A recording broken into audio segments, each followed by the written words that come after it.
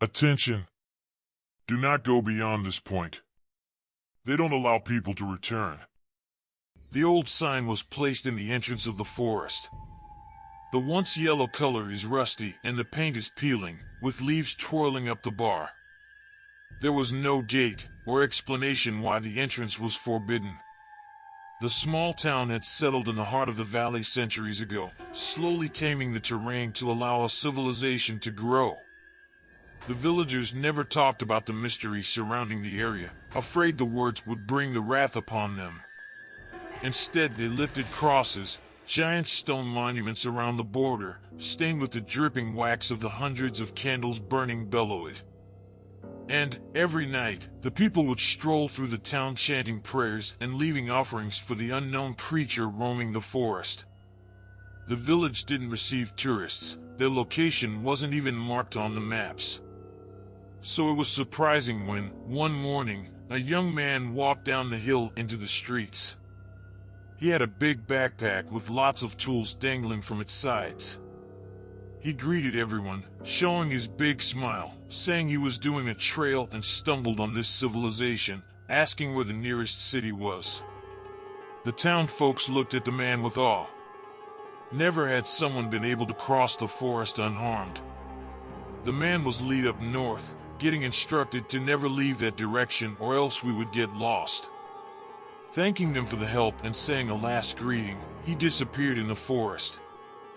The night came in earlier than expected that day, bringing a dense mist along. The fog danced through the houses, involving everything it touched into a veil of blindness.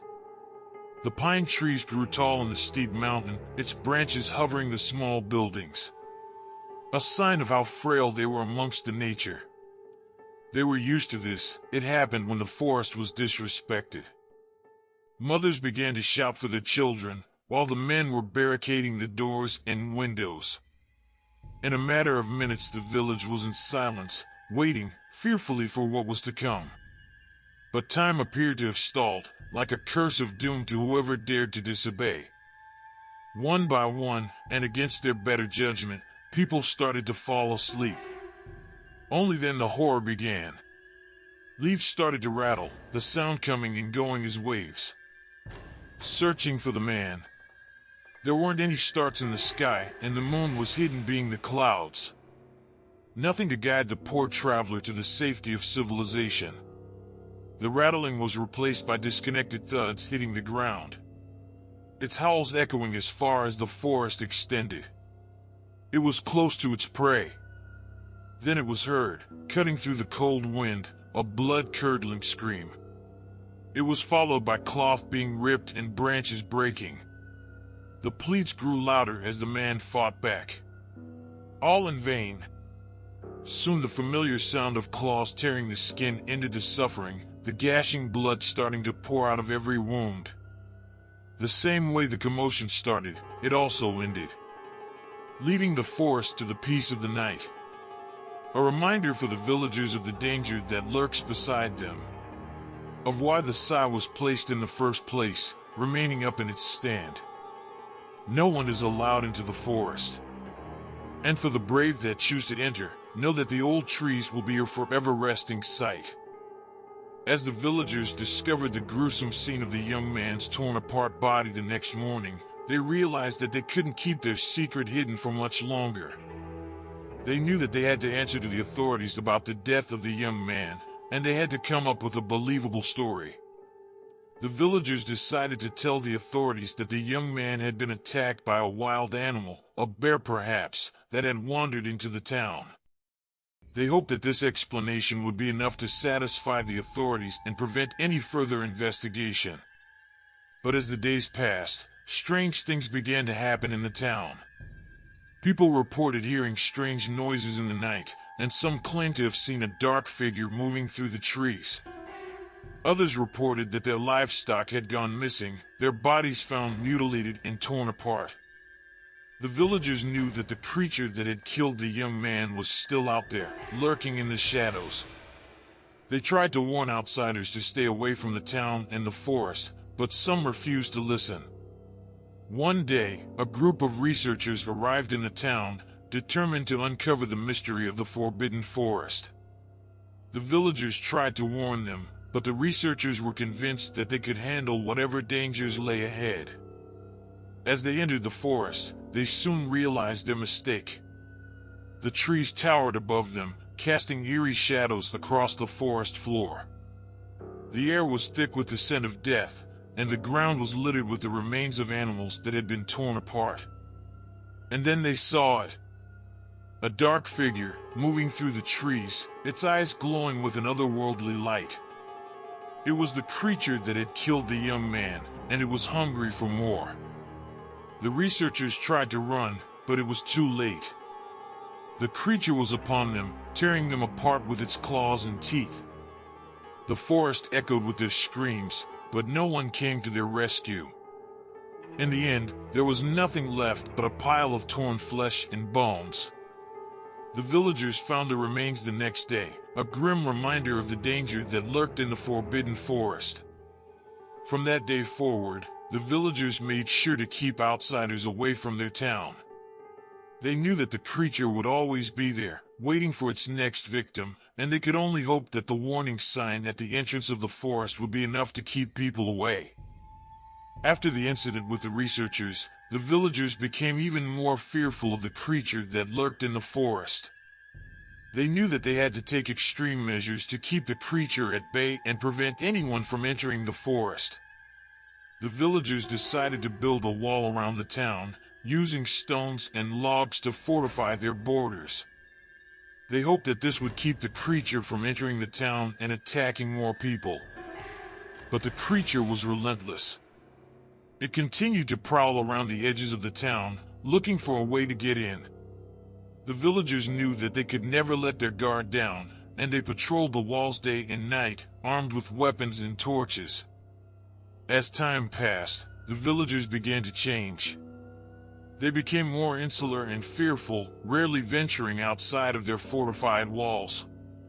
Some even began to believe that the creature was a curse upon their town, a punishment for some ancient sin that their ancestors had committed. But there were still those who refused to give up hope.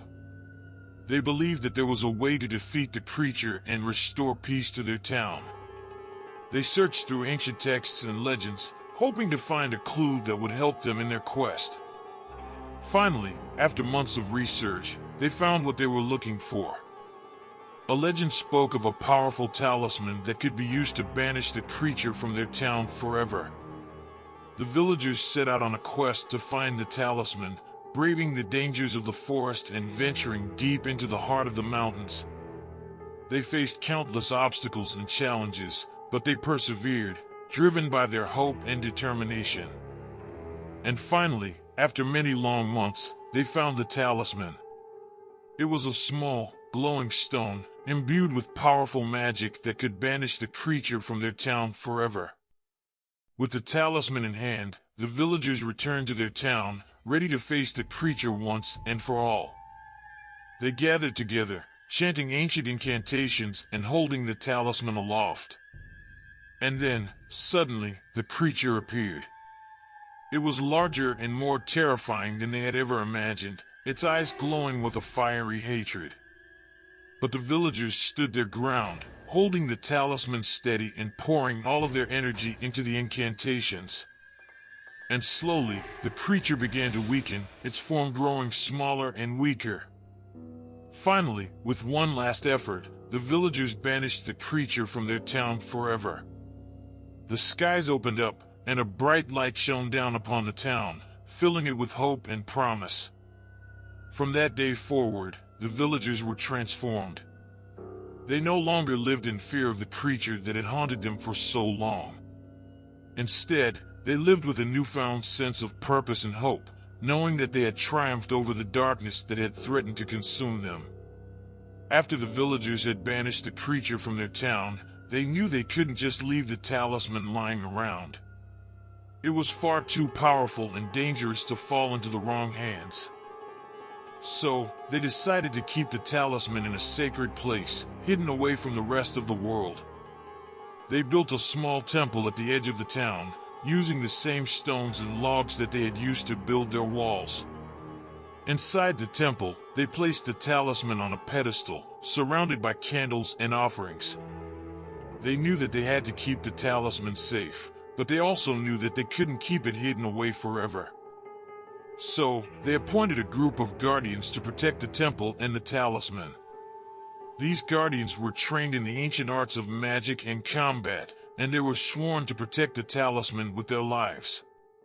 Over time, the guardians began to pass down the knowledge to their children and grandchildren, ensuring that the skills and traditions of their order would be preserved for generations to come. And as the years passed, the talisman in the temple became a symbol of hope and protection for the people of the town. They knew that they could always turn to the guardians and the talisman in times of need, and they took comfort in the knowledge that they were protected by the ancient magic that had banished the creature from their town. The villagers continued to live their lives, but they never forgot the lessons they had learned from their encounter with the creature. They knew that they had to be vigilant and prepared, always ready to face whatever dangers might come their way. And they knew that they had the talisman and the guardians to protect them, no matter what.